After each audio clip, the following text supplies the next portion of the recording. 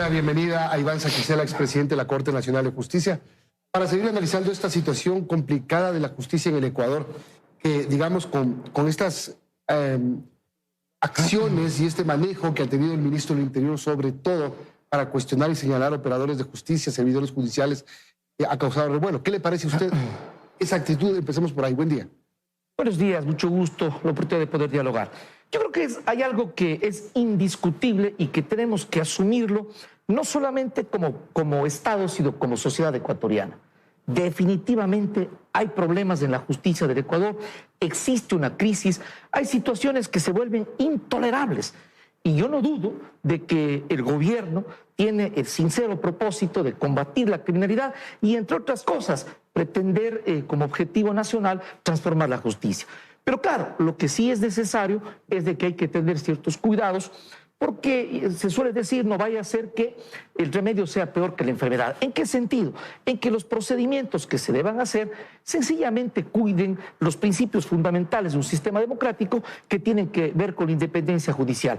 Pero yo creo que en esta oportunidad no puede tener el país sencillamente un maquillaje, un encubrimiento, una reforma parcial. Es la hora de transformar profundamente la justicia y eso es lo que quieren o queremos los ecuatorianos. Pero ¿cómo se puede transformar la justicia sin meterle la mano? Porque desde la pichicorte, pasando por el le voy a meter la mano a la justicia porque soy presidente de todas las funciones del Estado, hasta la ley que se aprobó recién, la de integridad pública, que contempla la emergencia judicial, que puede ser un riesgo, puede ser la solución, o puede ser no nada, puede no ser nada.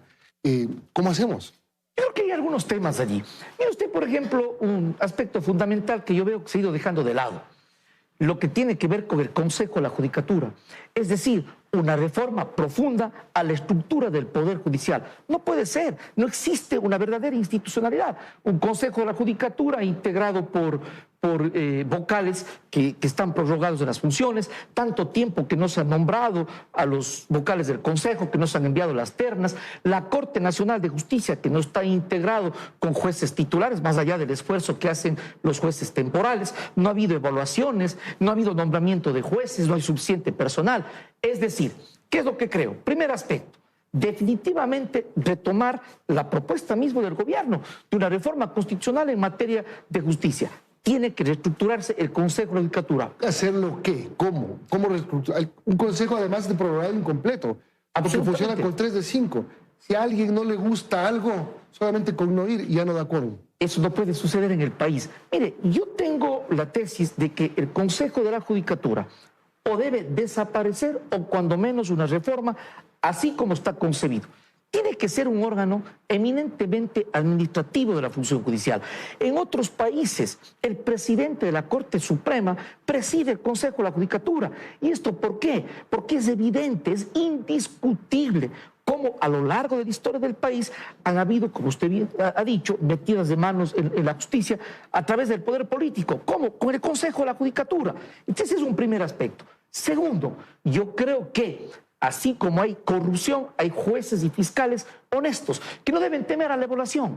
Tiene que ser una evaluación objetiva, técnica, es decir, que garantice independencia judicial.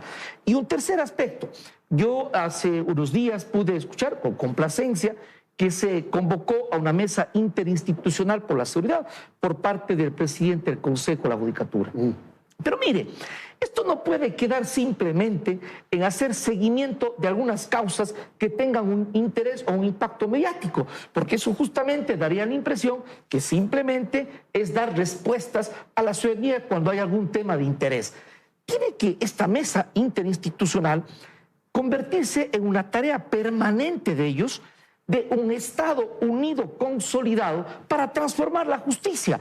Por ejemplo, mirar que el presidente del Consejo de la Judicatura, la Corte Nacional, el ministro del Interior, el ministro de Gobierno, en fin, estén empeñados ¿en qué? En dotar de recursos a la función judicial, a dotar de la suficiente cantidad de jueces, de fiscales, defensores públicos, etcétera. Es decir, no nos puede solamente preocupar el cuestionamiento, que es correcto hacerlo, de casos irregulares o de corrupción, sino se debe apoyar a la función judicial con los recursos que necesita para cumplir sus deberes. En este contexto, ¿la declaratoria de emergencia judicial puede ayudar o es un peligro?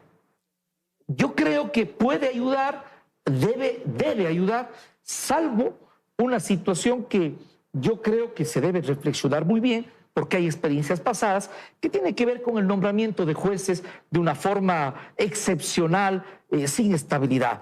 Han dicho ya algunos académicos, han cuestionado. Yo creo que esta situación es grave, no solamente, como se ha dicho, de jueces golondrinas. Yo creo que es más, podría incluso incurrir en violar la norma constitucional, artículo 76, numeral 7, literal K, que tiene que ver con que las personas no pueden ser juzgados por tribunales o jueces de excepción. Digo, ¿por qué? Porque si existe un nombramiento expresamente para una circunstancia excepcional y un periodo determinado sin estabilidad, eso pone en peligro.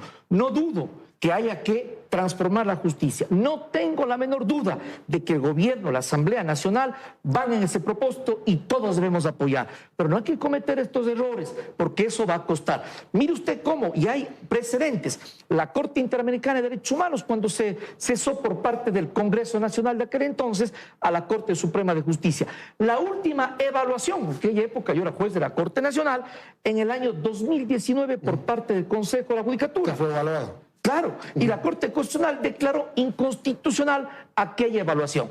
Entonces yo digo, transformemos, todos tenemos que aportar a la transformación de la justicia, pero hagámoslo en un marco democrático y de derecho para que no haya la menor duda de que se quiera meter manos en la justicia y no se deslegitimen los procesos. Pero el Ejecutivo en su propuesta le deja al Consejo de la Judicatura como debería ser en un país normal, pero no tenemos un país normal porque no tenemos una justicia normal y un órgano rector como el Consejo de la Judicatura irregular, prorrogado e incompleto.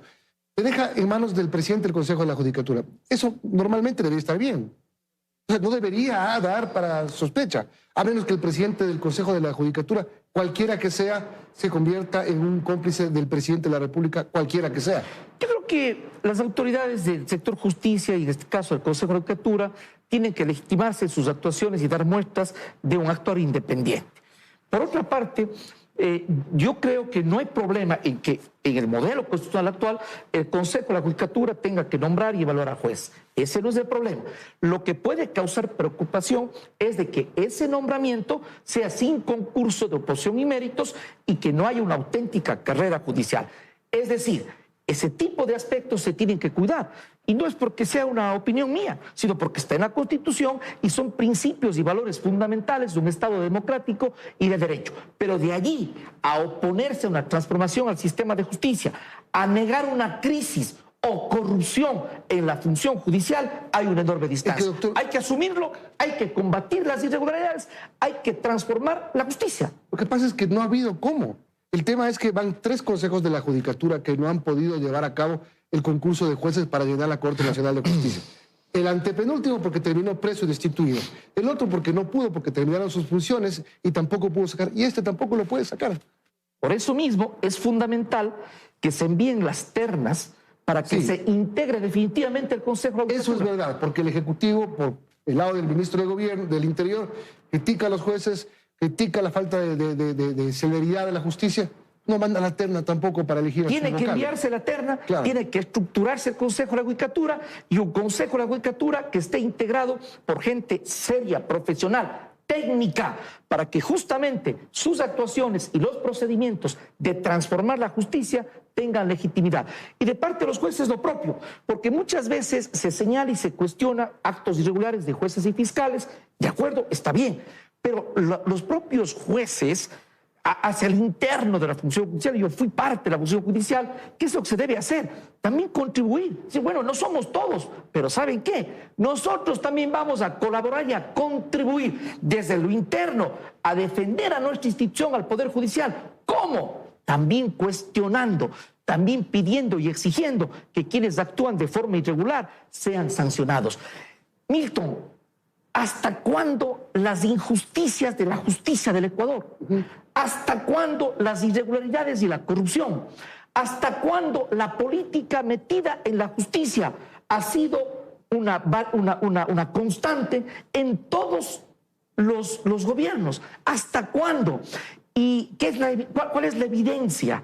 La evidencia es que esa metida de manos ha hecho mal al país, hace mal a los ecuatorianos. Debemos tener una conciencia nacional, construir una cultura jurídica y democrática y de veras, en serio, transformar a la justicia, pero respetando la independencia judicial. De paso, la Asamblea Nacional, que se dedica a través de la Comisión de Fiscalización a fiscalizar a la justicia, también deben la terna. Apuren con la terna, más bien. Otro tema, tampoco es culpa de los administradores de la justicia. Los jueces, números redondos, de 100 exámenes hechos por la Contraloría, la mitad tienen indicios de responsabilidad penal.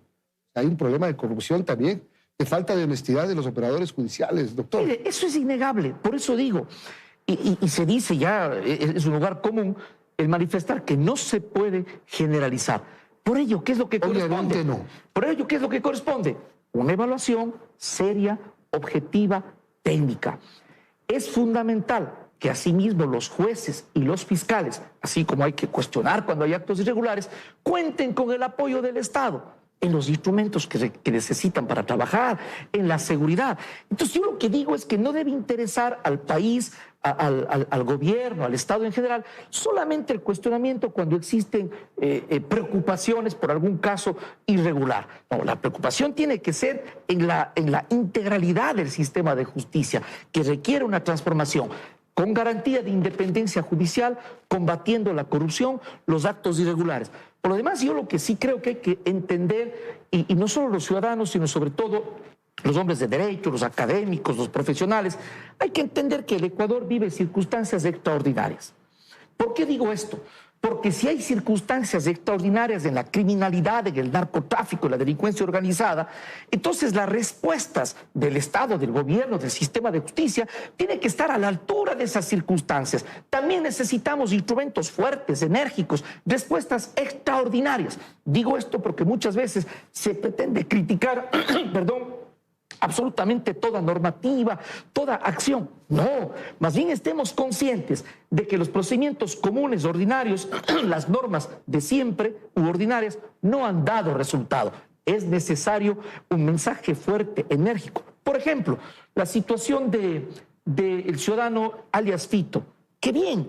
Ahora es fundamental, en nuestra opinión, que se dé el proceso de extradición. ¿Por qué? Porque esto constituye un golpe fuerte al crimen organizado, un mensaje fundamental. No se trata de una persona en particular, es el mensaje que se da en la lucha contra la criminalidad. Y digo esto porque escucho ahora la crítica de que se habría entregado, de que habría habido una negociación. Al margen de esas especulaciones, aquí hay un dato real. Fue detenido. Exactamente. Y el presidente de la República ha anunciado que es posible la extradición. Ojalá que pida a los Estados Unidos de extradición, que se dé el procedimiento porque procede absolutamente en derecho y ese mensaje sea fuerte para combatir la criminalidad. En esa línea debe apoyar el sistema de justicia y todo el país, en la línea de entender el contexto que vive el Ecuador para combatir la inseguridad y la criminalidad. Gracias, doctor. Gracias, Milton, a usted.